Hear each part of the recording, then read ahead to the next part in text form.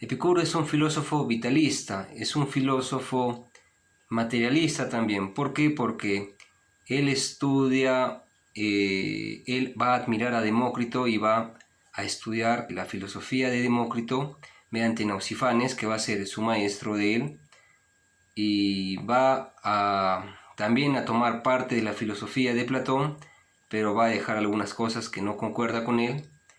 Él va a ser un filósofo distinto porque que va a influenciar directamente a Séneca, va a influenciar al estoicismo y va a ser uno de los primeros hedonistas, uno de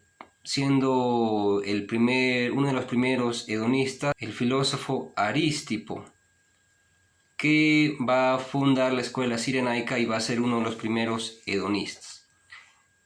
¿Qué tiene de especial este filósofo Epicuro? Pues él, así como todos los filósofos van a fundar, por ejemplo, Platón la Academia, Aristóteles el Liceo, él va a fundar el jardín, que va a ser un huerto que se va a encontrar a las afueras de la ciudad de Atenas. Recordemos que él es contemporáneo también a Aristóteles y Alejandro Magno, y en el jardín se va a aceptar a niños, se va a aceptar a niñas, se va a aceptar mujeres, hombres, esclavos. Simplemente él pensaba que toda persona tenía derecho pues a acceder a la filosofía, y la filosofía era para él entendida como aquello que tú pones en práctica en la vida, no como aquellos conceptos abstractos, por ejemplo, que pensaban el resto de los filósofos. Él va a utilizar a la dialéctica como una forma de obtener el conocimiento, porque se va a instruir también por medio de Platón, y él va a darnos una filosofía que se va a basar en renunciar al consumo, renunciar a la búsqueda de la popularidad, digamos, y basarse en el hedonismo. Él es un hedonista, basarse en cultivar los placeres, aquellos que no nos produzcan males a la larga. Vamos a empezar con su biografía. Epicuro va a tener una mamá que se va a dedicar, que va a ser vidente, va a estar en todo esto lo va a influenciar de alguna manera a Epicuro. Epicuro a los 14 años va a ser influenciado y va a querer estudiar a Demócrito. Va a ir a Teos y va a tener un primer maestro que va a ser Nausifanes. Él lo va a instruir en todo lo que te va a enseñar Demócrito. Demócrito pues te va a hablar va a ser un materialista y te va a decir pues que hay átomos que de la nada no pueden formarse las cosas. Allí hay algo, y es algo muy pequeño y es algo indivisible. Son los átomos, te va a decir él. Él va a ser contemporáneo a Aristóteles, va a ser contemporáneo a Alejandro Magno también. Una vez que él se va a instruir, va a haber un momento en el que Alejandro Magno va a decretar que todas aquellas personas que son colonos, él era colono, van a dejar esas tierras y van a tener que regresarlas a sus dueños. Este va a ser un golpe muy duro para Epicuro, entendiendo también que él tenía una enfermedad y tenía que vivir de cierta forma, por lo que va a tener que dejar esto y retirarse. Más adelante va a formar su famoso jardín, donde va a aceptar a todos, niños, niñas, adultos, jóvenes, ancianos, esclavos. Para él, pues va a ser un anti-elitista. Aristóteles era elitista, él te decía la aristocracia al poder mediante una democracia restringida. Mientras tanto, Epicuro te va a decir, todo el mundo tiene derecho a educarse y la filosofía no está en cultivar una forma de pensar, sino en cultivar una forma de vivir. Y el que me pueda seguir a mí, pues va a ser de alguna manera también pues filósofo. Él en su huerto va a cultivar una forma de vivir, una forma de ser feliz distinta a la que mostraban Aristóteles, Sócrates, Platón. Él va a estar en contra de la política y él va a poner a la forma, él te va a decir lo siguiente: dentro de la amistad no hay amenazas y uno se siente seguro. Y la justicia es esto, es generar amistad. Y por esta razón pues es la que él, al cultivar el jardín, él va a cultivar una vida con amigos. que va a ser una de las cosas, por ejemplo, que él va a disfrutar. Él te dice, pues, la amistad es una de las cosas que más necesito para ser feliz. No hay nada como la filosofía con la amistad. Él se va a sentir feliz porque va a vivir el resto de su vida rodeado de sus amigos y en el jardín, y va a ser feliz de esta forma hasta que pues la muerte le va a llegar por las enfermedades que tenía. Entonces, para hablar de Epicuro vamos a empezar a dividir los temas. Vamos a hablar primero de su filosofía. Es una filosofía vitalista. Es una filosofía en la que él propone, sí, accede al placer, pero accede a aquel placer que no te va a ocasionar a la larga un dolor. Hay dos tipos de placeres, el placer de reposo y el placer en movimiento. El placer de reposo es aquel que pone alto a los dolores. Por ejemplo, uno tiene hambre, se alimenta, placer de reposo, y obtiene una satisfacción, obtiene un placer.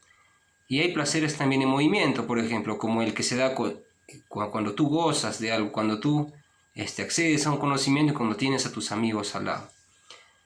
Él, al creer en los átomos, obviamente, pues no va a creer en la inmortalidad ni en la reencarnación, por ejemplo, que de alguna forma lo sostenía Platón.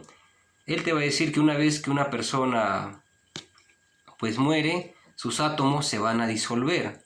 Sus átomos se van a disolver, se van a desintegrar, y en ese momento la persona no va a sentir dolor. Por lo tanto, no hay que tenerle miedo a la muerte. Eso te sostiene él, por ejemplo.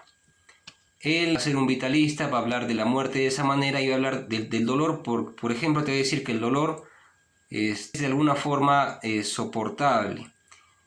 Él nos va a hablar de esta manera con respecto a todo lo que es el átomo. Él te va a decir, por ejemplo, de que las cosas están hechas por cosas más chiquitas que son indivisibles. Él te dice, de la nada no pueden formarse las cosas. Él te va a decir de que hay un vacío y hay átomos, y que el vacío es infinito, y los átomos también son también pueden ser bastantes. Te va a hablar del alma, te va a hablar, por ejemplo, de la parresia, por ejemplo, te va a hablar. ¿Qué es la parresia? Es la verdad sin doblez. Y que va a utilizarla como una forma, por ejemplo, si tú sientes dolor y tú tienes algo a lo que estás acostumbrado que a la larga te da dolor, él va a utilizar la parresia para que reconozcas eso que te da dolor y para que puedas alejarte de ese camino, por ejemplo. Él también va a ser contemporáneo a los filósofos que ya hemos indicado. Te va a hablar de la ataraxia, que es un estado de serenidad que antecede a la felicidad, por ejemplo. Te va a hablar de la amistad como aquella forma de, pues, reemplazar a la justicia, digamos. Él va a estar en contra de la política, va a estar en contra del consumismo, va a estar directamente en contra de vivir en Atenas. Él, cuando llega a Atenas, llega porque él tiene que cumplir su periodo militar. Estaba Alejandro Magno en ese momento, y llega, y cuando llega, pues el imperio ya está terminándose, y es cuando él conoce esto, pues, y a partir de ahí tiene que volver.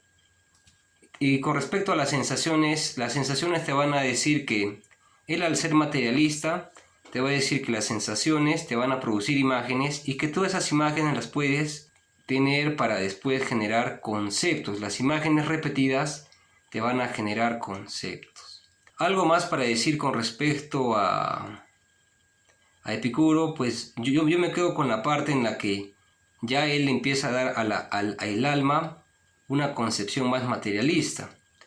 Obviamente, si tenía una mamá vidente, pues se puede desprender que una de las cosas que va a querer responder es de qué está hecho todo esto. Él te va a sostener, por ejemplo, te va a decir, tu cuerpo tiene un alma y el alma está formado por átomos. Esos átomos tienen movimientos horizontales, y verticales. Esos átomos, al entrar en contacto con tu cuerpo, van a producir pensamientos. Y esa va a ser la forma en la que él va a obtener diversos conceptos. ¿Cómo lo va a hacer? Mediante la dialéctica, mediante el uso de razonamientos y de postular razonamientos contrarios, ver entre todos esos razonamientos que termina siendo cierto, y de esa forma él va a empezar a elaborar su conocimiento. Algo importante respecto a él es que lo va a tomar más adelante Nietzsche, lo va a tomar más adelante Freud, va a ser tomado más adelante por Séneca, por ejemplo. Va a influenciar directamente en el estoicismo de Séneca, por ejemplo. Con respecto a sus textos, él va a ser uno de los que más epístolas va a producir, más cartas va a producir. Va a tener 300 cartas, me parece, y muchas otras más. Él se va a abocar principalmente en el género canónico, el género que tiene que ver con todo el estudio de la materia. Él es atomista, recordemos, y con todo lo que tiene que ver con la ética. ¿Qué va a pasar con su producción literaria? Pues se va a perder, porque va a haber una erupción del Vesubio que al final va a terminar arrasando pues con toda su colección literaria.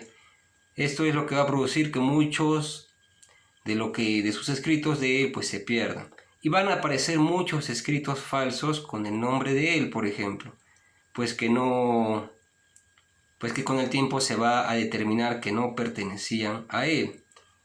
Él va a tener un alumno, por ejemplo, que no va a poder sostener y sentirse contento con la filosofía y con la vida que él llevaba, que va a ser Timócrates, que va a terminar después convirtiéndose en un opositor a él, por ejemplo, y va a terminar pues alejándose de él y pues sosteniendo otro tipo de filosofía. Es lo más importante que hay que resaltar de Epicuro. De Epicuro lo importante es decir pues que siempre tuvo enfermedades, siempre estuvo, y en un determinado momento pues tuvo que renunciar a estudiar porque le tocó cumplir el mandato de Alejandro Magno, que era alejarse.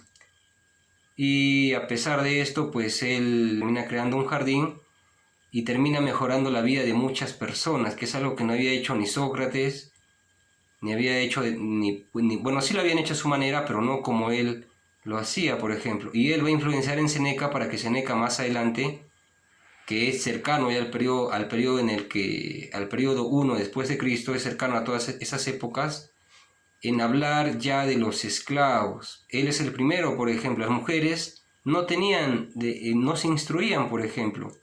Siempre eran consideradas como menores de edad. A lo que él, por ejemplo, al ser antielitista, le va a dar oportunidad a ellas pues a que se instruyan. Que es algo también en lo que Séneca va a hablar más adelante, pues gracias a que él lo empezó, por ejemplo. Él incluso a las cortesanas, él las recibía obviamente y tenían el derecho a instruirse y a tener una vida feliz y tranquila en el jardín de Epicuro, por ejemplo. Algo importante también para resaltar de él es esa revaloración que va a dar a todas aquellas personas.